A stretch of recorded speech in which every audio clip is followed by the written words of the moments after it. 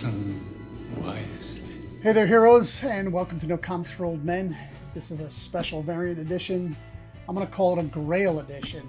So about 2 years ago, a gentleman came in. His sister had worked for DC, and he wanted to sell off all that was left of her collection.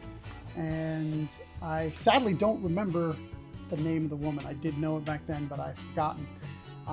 We took in a bunch of stuff, and there was a lot of like hardcover editions, and this was one of them.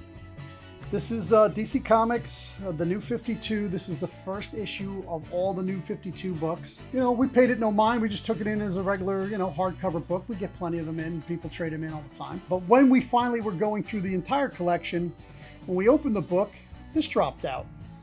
And it says, I'll show it to you and then I'll read it to you. Maybe we'll put it up on the screen as I read it. And I'm not a great reader, so.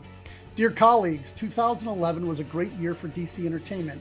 For numerous reasons. Certainly the success of our September DC Comics relaunch accounts for 52 of them. Neatly and beautifully bound up for posterity's sake, please accept this special limited edition omnibus collection of DC, the New 52, as a year-end gift for all the dedication and hard work that made the difference for DCE and once again made comic history. Happy holidays. And Jim Lee signed it, Didio signed it. There's a few other signatures on there that I'm not familiar with. Then under it, it says, Sketch, Firestorm Hunter 3. And that is Firestorm Hunter 3.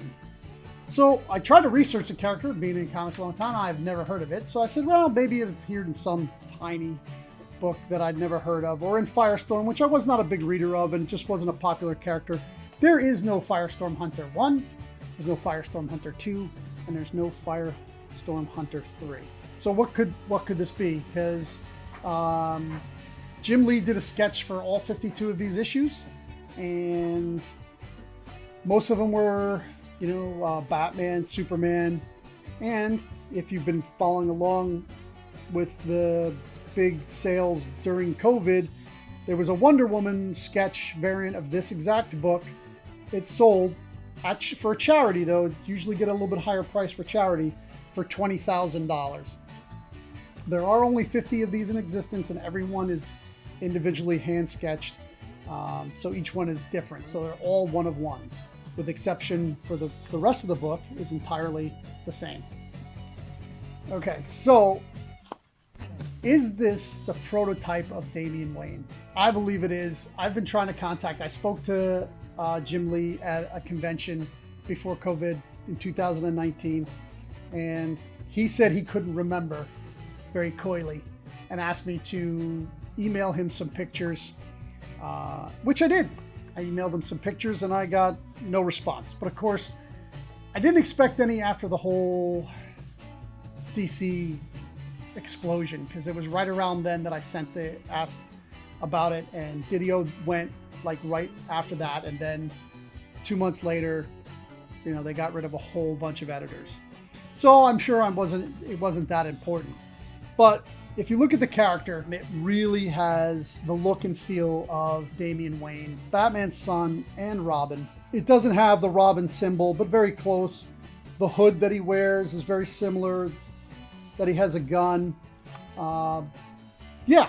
So I know this is really short, but I want you to put in the comments, is it a Grail? Is it not? What do you think it's worth? I'll let you know. I had it up on eBay for $3,000. I had about 10 watchers and nobody bid. I'm not going to sell it for $3,000 now. Not after the Wonder Woman sold for $20,000.